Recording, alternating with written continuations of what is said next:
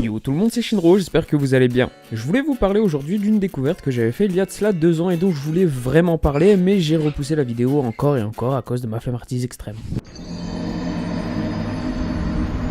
On va donc s'intéresser à un format dont on n'avait encore jamais parlé sur la chaîne, qui n'est d'autre que les manhwas. C'est un format qui se popularise énormément en ce moment et que vous connaissez plus sous le nom de Webtoon, qui est en fait une plateforme où sont publiés les 10 manhwas, mais ça on y reviendra plus tard. Un manhwa est une bande dessinée sud-coréenne qui a pour originalité de se lire de haut en bas. Tout étant digital, il est donc possible de simplement scroller vers le bas pour continuer notre lecture. Et faut se le dire, c'est quand même super bien pensé et plus pratique pour lire. Le seul bémol selon moi est le côté surprise qui se fait moins sentir que si on devait passer d'une page à l'autre. Mais ça reste tout de même qu'un détail. Autre particularité, tout est en couleur. Contrairement à leurs voisins japonais, les manhwagas prennent le soin de colorer leurs planches. Ce qui donne un rendu vraiment classe pour les scènes de combat ou même pour les panoramas. Pour en revenir à Webtoon, c'est un portail de publication créé en 2004 et qui permet à énormément d'artistes amateurs de se lancer dans le dessin et l'écriture d'histoires les plus originales les unes que les autres. Ces derniers gagnent en popularité et peuvent aller jusqu'à décrocher des contrats afin de gagner leur vie, tout comme les mangaka avec la Shueisha ou autres éditeurs. On a donc là non pas un magazine mais un site internet recrutant des auteurs et artistes amateurs afin qu'ils puissent exposer leurs talents créatifs gratuitement en ayant un maximum de visibilité. C'est quand même vachement cool comme concept.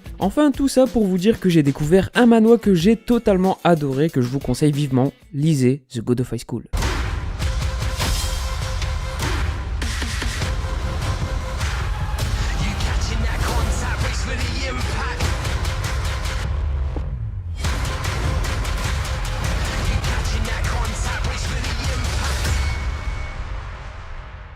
Oui, bon, ok, l'adaptation animée sort le 6 juillet, et il se peut que la hype m'a forcé à reprendre l'écriture afin d'être dans l'actualité. Cependant, cette œuvre vaut vraiment la peine qu'on s'y attarde. The God of High School est écrit et dessiné par Park Young-ji. Ce gars est clairement une machine, parce qu'il publie simultanément 2 manhwas. L'un depuis 2008 et qui s'appelle Sennom, et le deuxième bien entendu qui est The God of High School et qui est publié depuis 2011 et totalise aujourd'hui 467 chapitres, divisés en 14 arcs, ce qui fait tout de même un contenu vraiment conséquent. On passe maintenant au synopsis, et quand je vous dis que The God of High School est inspiré des plus grands shonen, vous allez vite comprendre. Tout débute avec une conversation au téléphone entre un certain député Park et le procureur Kang, au sujet d'un projet de loi dangereux que voudrait lancer Monsieur Park. Le procureur refuse bien entendu, même en acceptant le pot de vin de Park, ce qui ne plaît pas à ce dernier, qui décide alors de détruire l'île sur laquelle était le procureur, grâce à un pouvoir magique venant de la paume de sa main. C'est vraiment pas sympa ça. On enchaîne alors sur la présentation des 3 personnages principaux de la série, qui s'étalent sur les 3 premiers chapitres. On commence avec Morijin, étudiant de 17 ans qui a reçu de son grand-père un entraînement accru au taekwondo, le sport national de la Corée. Ce qui fait de lui une personne très puissante, si puissante qu'il enchaîne les victoires, 297 pour être exact. Son entraînement a tellement été poussé qu'il a la sensation de voir les coups de ses adversaires au ralenti et de riposter avec un seul et unique coup pour les mettre KO. Et évidemment, il a un caractère typique des héros de shonen, il est très joyeux, assez naïf et veut devenir plus fort en affrontant des adversaires puissants. C'est alors qu'un individu du nom de R, ouais c'est une lettre de l'alphabet le mec, qui lui annonce qu'il est invité au plus grand championnat des arts martiaux du monde, le God of High School. Tiens. Ce championnat regroupera les plus grands artistes martiaux de par le monde, sans limite de style de combat, ni pour le choix des armes, et chaque participant sont garantis de ne pas mourir durant le championnat. En gros, je peux avoir d'un côté de l'arène un mec surentraîné à la boxe, et de l'autre un pecno avec lance-roquette sans qu'il y ait de risque de mort. C'est quand même sympa comme règle, ouais. Et pour couronner le tout, les organisateurs du God of High School exauceront le souhait du vainqueur. Ça me fait penser à quelque chose. Mori n'accepte pas l'invitation tout de suite, ce qu'il veut c'est un véritable combat contre R, qui a l'air d'être un adversaire extrêmement puissant. Ce dernier lui éclate le crâne contre le sol et Mori subit donc sa première défaite, ce qui le pousse à participer au tournoi. Le prochain de ce que j'aime appeler le trio légendaire est Dawi-Han. Alors lui est potentiellement celui qui a le background le moins sympa du groupe. Dawi est un étudiant qui accumule les petits boulots. Pour l'instant, rien de plus normal. Sauf que chaque matin, avant d'aller en cours, Dawi va voir son meilleur ami à l'hôpital. Il est atteint d'une maladie grave et ses soins sont beaucoup trop chers pour lui. Il est conscient des efforts de Dawi pour payer ses soins, mais il s'efforce à refuser son aide. Un peu plus tard, lors de ses cours, Dawi a une altercation avec ce qui semble être un groupe de vilains rebelles du lycée. L'un d'eux semble même le connaître. Selon lui, il aurait fait partie d'un duo mythique se faisant appeler Madco, et qui aurait envahi un quartier tout entier à eux tout seuls. Retime skip jusqu'au job de Dawi où Q, décidément, lui propose de participer au tournoi avec le même blabla que pour Mori. Dawi demande s'il est possible de recevoir 10 millions d'euros, ouais bon la trad, Q lui tourne le dos et lui révèle qu'il pourrait même soigner son pote. Mais comment pouvait-il savoir, bordel? Mais que de mystère! Enfin bref, après ce court dialogue, Q se barre littéralement avec l'avion des Totally Spies. Et c'est alors qu'on apprend que le meilleur ami se retrouve encore une fois en soins intensifs à cause d'une rechute. Dawi est au plus bas et se rappelle des moments passés avec lui durant l'époque où ils se battaient ensemble. Et juste après ça, on se retrouve justement une nouvelle fois dans la situation au lycée avec les racailles qui veulent humilier Dawi. Sauf qu'ils se font totalement pulvérisés, mais genre vraiment salement. Et bien entendu, Dawi finit par accepter l'invitation au tournoi. Et c'est ainsi que nous arrivons à la dernière du trio, c'est-à-dire Mirayo. Ah oui, il fallait bien une petite touche féminine quand même dans le manoir. Mira est une adolescente douce et gentille qui sort avec le garçon le plus fort du lycée. Sa vie n'est que bonheur et insouciance, jusqu'au jour où le couple se fait sauvagement agresser par des racailles du quartier. Heureusement, son copain est un bonhomme et lui conseille de se sauver, sauf qu'elle se fait également coincer par 3 d'entre eux. Son copain se fait méchamment allumer et la situation semble désespérée. Lorsque, tout à coup...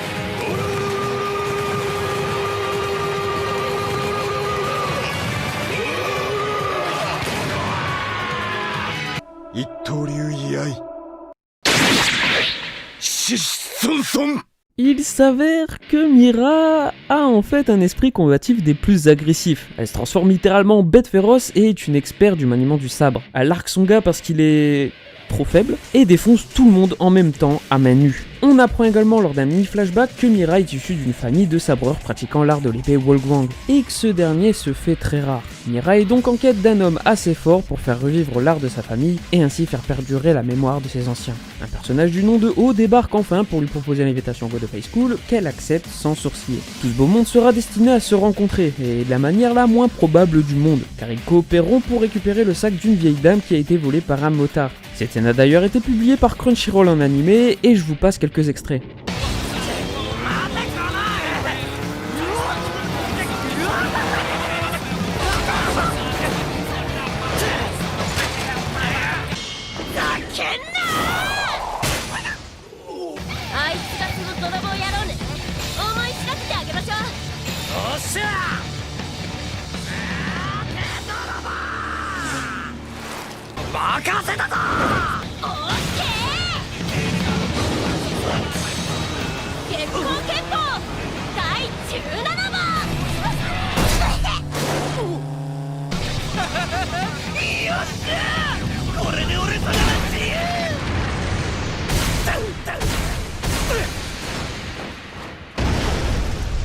Ça donne tellement envie, putain! Après leur rencontre, ils se dirigent donc vers l'arène du tournoi où énormément de combattants ont répondu présents. Il y a bien entendu des randoms, mais aussi des personnages au chara-design très colorés, mais aussi très stylés. On apprend également plus en profondeur sur l'organisation du GOH. Il est organisé par le député du début, qui s'appelle Mubong Park, et qui fait en fait partie de ce qu'on appelle les 6. Je vous en dis pas plus. Et il est accompagné de 5 personnes appelées les juges et qui portent chacun une lettre de l'alphabet. Voilà, c'est plus compréhensible comme ça. Pour ce qui est du déroulement du tournoi, tout est assez classique. On assiste à des qualifications sous forme de Battle Royale qui découlent sur des huitièmes de finale et ainsi de suite jusqu'en finale. Même s'il y a quand même une petite subtilité. Avant le début du tournoi, chaque combattant reçoit une injection et un bracelet. L'injection était en fait remplie de nanoparticules chargées de garder les personnages en vie. Et le bracelet est une sorte de récepteur des nanoparticules qui indique le niveau de puissance de l'autre ainsi que leurs fonctions vitales. Tous deux sont indiqués sous forme de barres de vie et de niveau comme dans un RPG, ce qui est un très bon poids du manhwa dont je reparlerai qui sont les références culturelles abondantes. Je n'irai donc pas plus loin pour le synopsis de peur de vous spoiler, mais le tournoi sera l'occasion pour nous de découvrir des personnages avec des backgrounds plus ou moins intéressants, mais surtout de découvrir des arts martiaux venant du monde entier et qui seront illustrés par des combats à haute intensité et avec des superbes chorégraphies qui m'ont donné des frissons. Ce que j'aime par-dessus tout dans ce manhwa, c'est sa diversité, de par bien entendu l'histoire de ses personnages, mais également par son ambiance. On peut nous servir des combats ultra badass avec des démolitions de partout, tout en nous servant derrière une ambiance des plus émouvantes selon les intentions des combattants et de leur passé. Pareil pour les styles de combat, on nous sert pas juste un style de combat attitré à un personnage,